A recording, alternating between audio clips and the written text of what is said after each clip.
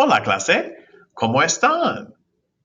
Excelente, and welcome back to day 2 of our Dia de los Muertos adventure. So let's start with kind of a review, and let's have a look here. All right, what is the Mexican Day of the Dead? The Mexican Day of the Dead is a day where the Mexicans believe that the spirits of their loved ones can come visit them and spend time with them. What is the major image or motif associated with the holiday? Skeletons. Skeletons and skulls are what are used to represent our loved ones who have passed on. How is it celebrated? Parades, food, music, gathering in the cemetery, cleaning up the graves, laughing and talking about how great those people were in life. Where did it come from? Pre-Hispanic times. It comes from the ancient Aztec people and other peoples of Mexico who were here before the Europeans arrived. So this is what you put on an altar. It's 3 levels. They represent hell, earth, and heaven. And you put things like this. First of all, you make a path leading to that person's altar made out of marigold flowers so they can find it. And then you light the path with a candle or with candles. Then you put this little punched paper. It's like tissue paper. It's very light. It's called papel picado. And picado means like has a bunch of little holes punched in it. You put a glass of water for the person to drink because the journey across the land of the dead is very long and tiring. So they'll be thirsty when they get there. You put soap so that they can clean up after their long journey there. You put a mirror so they can have a look at themselves because they haven't seen themselves since last year.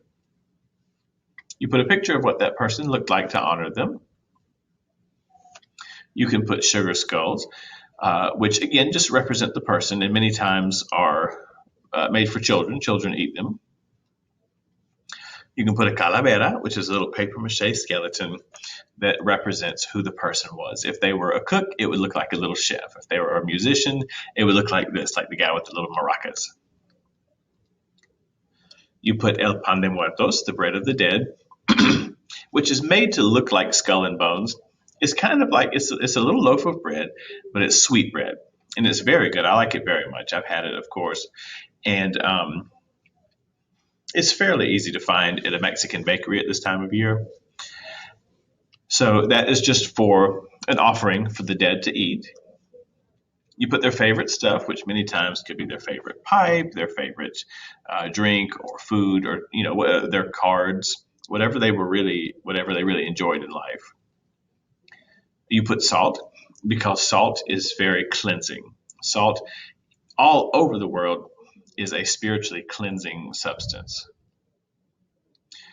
You can burn incense. Incense, as I've told you before, is like a very slow burning wood that smokes and smells really good. And this helps carry your prayers up to heaven. So there's a lot of things here.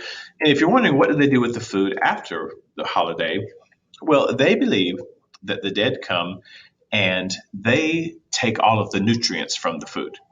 It goes to their body, they benefit from it, and what remains behind looks like the same food, but it has no nutritional value. Of course, that's not true. It's just what the belief that goes along with the tradition. So here's what you do. So let's say you go down to the graveyard and you go to your family member's grave or your little family plot, and there's a bunch of things like leaves and dead flowers. So the first thing you do is you get rid of them. And then you wash the grave and you scrub it and you get it looking nice, get it back, looking clean like it should. Replace the flowers, come hang around, play some music, light candles, have food, all these different sorts of things. And that's what you do. You gather with your family and you stay up all night in the cemetery. And as you saw in the video, it's not dark, it's not scary. The whole town is there. And it's a celebration. So in America, we have our little urban legends. We have Bloody Mary, we have the Boogeyman, and all a number of little things that people say will get you. They'll take you away and you'll be gone forever. Well, In other countries, in Latin American countries, the most popular by far is La Llorona, the crying woman. So there are many, many, many stories of how she became the crying woman. The one that I was taught was this.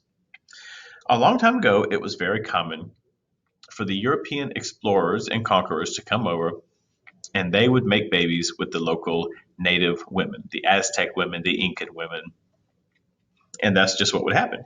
That actually gave birth to most Latino people are a specific race called mestizo, which means mixture. They are part European and part native, and that's where we get the Latino race from. Anyway, there was one particular man, and the story says that he had two babies with this woman, and that night, I mean, well, not that night that they had the children, but they had two children. And one night, there was a big party in the middle of town, and everybody was there. All their friends, all their neighbors, they were all at this party. And he said to his loved one, he said, go ahead, put the kids to bed. I'm going to head on to the party. You can meet me there. And she said, all right, sweetheart. So he left. And he was at the party and he said, everyone, may I have your attention? I am going to marry Maria. And they just laughed. Oh, they thought that was so funny. They're like, you don't marry these girls. And, he got kind of embarrassed. He's like, no, she had just gotten there. He didn't see her, but she was there and she heard the whole thing.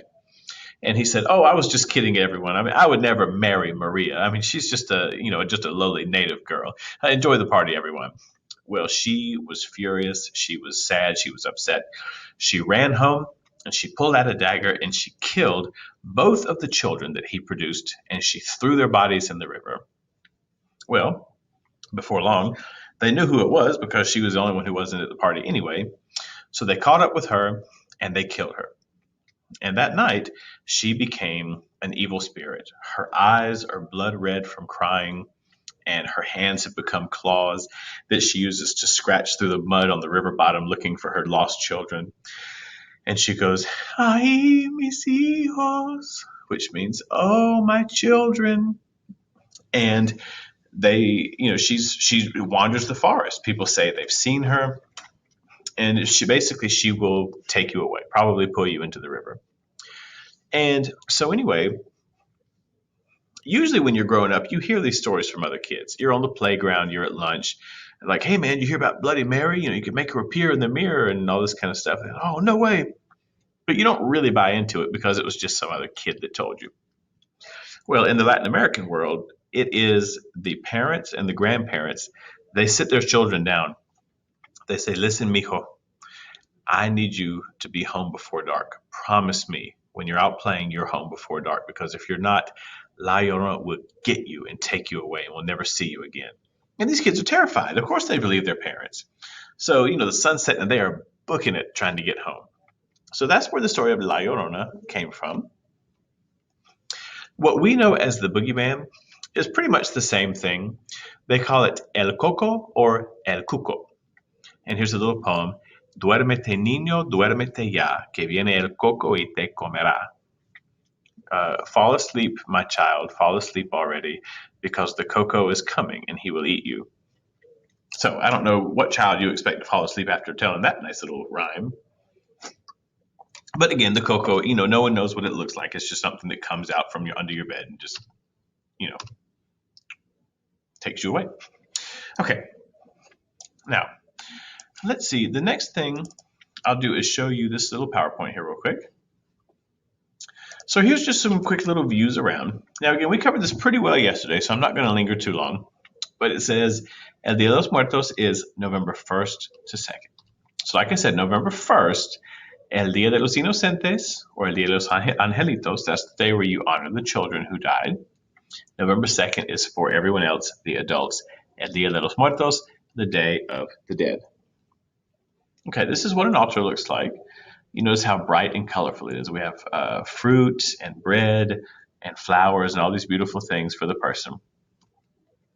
Then here you have another one where you can see, again, many of the same things, candles. By the way, every one of them has the elements. When the wet paper blows, that is wind. The candle is fire. The water is water. And the bread represents the earth. Here's people with their faces painted, which is very beautiful. Here they are singing in the cemetery. Just like in the video, this is all real. There's an altar for a lot of people. This is the La Catrina, the fancy lady of death. There's people getting married. This is a game called Loteria. Any Mexican person would immediately recognize what this is. It's very similar to bingo. And again, so you've got money, and this guy's beer and cigarette and all his favorite stuff in his favorite card game. Really good representation of a ofrenda. Here's some little calavera figures. There's a piece of tattoo art inspired by it. There's a little doll someone made. So here we have pan de muerto. There's the bread of the dead.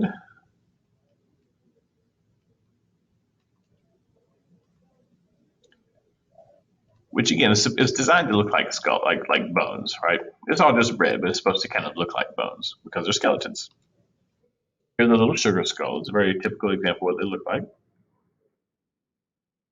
This is a video game. A computer game many years was inspired by it. The Book of Life was a movie, as well as Coco, that really take a lot of things. Here we have La Catrina, the fancy lady of death. We have the candles, the marigolds. Everything we've been seeing is there. If you haven't seen The Book of Life, it's a really fun movie. I think you'd like it. It's cute. And Jose Guadalupe Posada was the man who made these drawings that inspired all these things, at least visually. Okay, so El Chupacabra, they call like the Mexican, the South American Bigfoot. And it's been seen from everyone to the southwest of the United States, Puerto Rico. And people typically describe it as one of two things. Chupacabra, by the way, cabra is a goat, and chupa means suck. It is the goat sucker, because it is very true. Farmers discover their livestock sucked of all their blood. They have been killed but not eaten, and something drank their blood. That is 100% true. So some people say it's like a little hairy, spiny kind of thing, and others describe it as more of like a two-legged alien kind of thing with spikes on his back. And there's a little statue someone made. So that is the chupacabra. And you would be very hard-pressed to find a Latino person who's never at least heard of La Chupacabra. It's really a common story. And there's no story behind it. It's just something people see. Again, like I said, they discover their animal's dead, and they don't know quite what it is. El Cadejo is a ghost dog, and there are two. There is El Cadejo Blanco, El Cadejo Negro. If you find El Cadejo Negro, the black one, you have to run home because it's coming for you. If you get home before it gets to you, it'll disappear. El Cadejo Blanco, if you see this one, then it will protect you until you get home. So it's more of a protecting spirit. Typically, it's a dog with chains. It has chains hanging off of it. And that's where the word cadena is chain. La Llorona, we already discussed, the crying woman, the weeping woman. Okay, now I got some other fun stuff to show you. Let me tell you some urban legends while we have a moment, and then I'll share just a few other things and we'll be good for today. All right, so this is La Planchada. So the story goes that once upon a time in a big hospital in Mexico City, there was this nurse, and she was kind and she was wonderful, and she fell in love with a very handsome and charming doctor. Well, he had to go away. He said, I've been recommissioned at a different hospital for a while, but of course I will be back, and I love you and all that kind of stuff. So she said, okay, my love, I'll wait for you. So he went away, and time went by, and she didn't hear from him. He wasn't answering any communication. And finally, one day, she got a letter that said, I have found someone else. Goodbye. And she was heartbroken. And she died. We don't know exactly how she died. We'll just say she died of heartbreak. But after getting that horrible, heartbreaking news, she died. And one thing that people say they see in Mexico City is it'll be like late at night, and they're in the hospital, like in a patient, and this lady comes in. And planchada, by the way, Planchada is to iron clothes. So she is the ironed woman. Her clothes are very nice and ironed and clean. So it's all, white ironed stuff. So a patient will see this nurse come in who's definitely dressed like an old fashioned nurse, like from another time.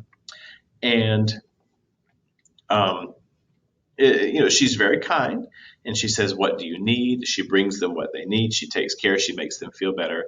And then she says, "Sleep well." And she's gone. And the next morning, the patient, they're like, "How'd you rest, sir?" And the guy says, "Oh, man, it was great. I love your nurse, Maria Eugenia. She was so wonderful. Can I thank her?" And they said, "Maria Eugenia has been dead for 60 years." And it's something that happens. People say that this has happened to them in the hospital in Mexico. Another one is the ghost bus. So the ghost bus, the story goes that one night there was a bus heading up a mountain road and the weather got really bad, stormy, rainy, and the bus lost control, flew off the side of the cliff, and exploded in a fiery, horrible explosion at the bottom. Well, some say if you're walking on that stretch of road very late at night, a bus will pull up and the door opens and you get on the bus, and some things are not adding up. Even though it's very late, like 3 a.m., everyone on the bus is awake and there's one seat available. So you walk down the aisle and you take your seat, and everyone is just looking straight forward silently. And the bus continues. And when it gets to where you're going, you walk past the driver and the door opens and he says, "Don't look back." And then you get off the bus and you hear this horrible explosion behind you, an explosion and people screaming and crying. And if you turn around, you will see the scene of the bus exploding. And they say that shortly after that, you will die in a car accident and maybe even become the next soul on the bus.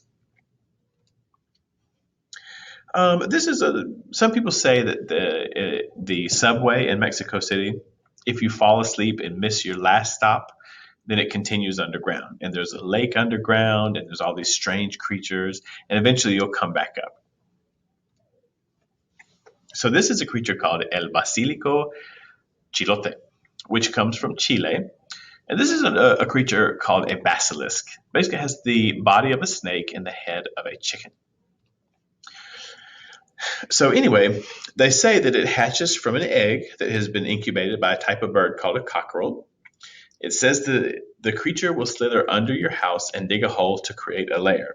From there, it draws the saliva, phlegm, and moisture out of the body of those who sleep there, causing their flesh to shrink and shrivel against their skeleton and death through dehydration.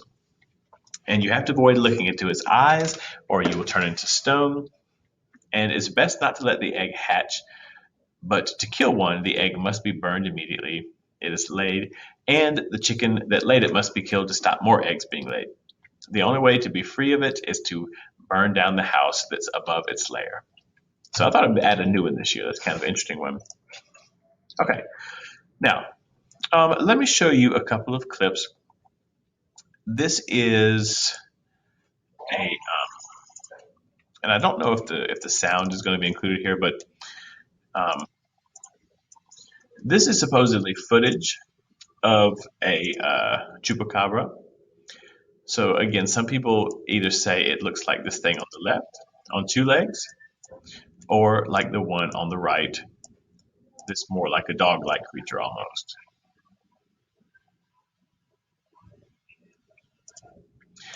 So this is footage of what different people have seen.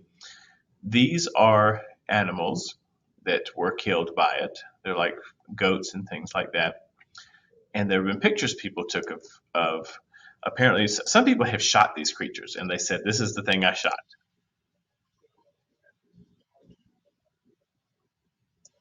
So nobody knows what these things are. I mean, this is not an identified species. Um, so this one is kind of cool. So this one apparently is a video somebody got of one.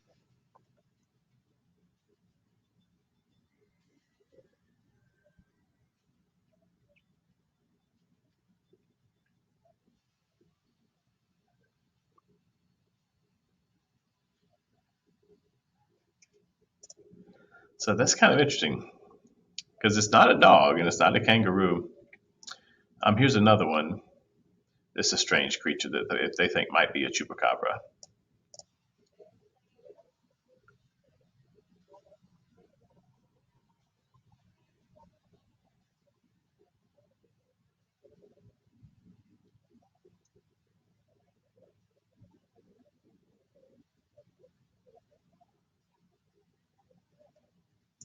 So you never know. So anyway, I'm going to show you one last thing, and this is absolutely true. Nothing about this story is made up. This is a place in Mexico called La Isla de las Muñecas, the Island of Dolls. And people come from all over the world to see it and to leave dolls. Basically, the story goes there used to be a man who lived on this little island in the river down in Mexico. And he grew up with his family, and they were farmers. And they would sell things like fruit and vegetables that they grew on their farm, and people would come to get them. This is the area that it's in. Very strange, desolate place. So, anyway, one day there was a little girl on the island, and she drowned. She drowned in the water. And by this point, his parents had already passed away, and he was a man living by himself. And the little girl, she drowned in the water and she died. And he swore from that moment, he was convinced that she was haunting him. He would see ghost girls, he would hear things, he was getting upset. So, what he wanted to do to try to scare the child away because it was scaring him is he wanted to create the scariest thing he could. So, he got dolls that were old and broken. He would look in the river, he would find them in the trash, and he just wanted dolls, dolls, dolls because this poor man was convinced that this little girl was haunting him. And he hung them up in the trees. He put them in his house. He put them on the ground everywhere he could, just more and more dolls. He became so obsessed that at one point he started taking dolls as payment. People would come to get their vegetables and fruits, and they would pay him with dolls because that's what he really wanted, was to keep putting more dolls and scare the little girl away. And like I said, it's not many stories like this one, but everything about the story is true. It's a real place. He was a real man. People still go there to check out the island. They've had ghost hunters go and take footage and all sorts of things. And that's what the island looks like. This was a picture of the man who lived there. And yeah, that's the island of the dolls. Real place, real story.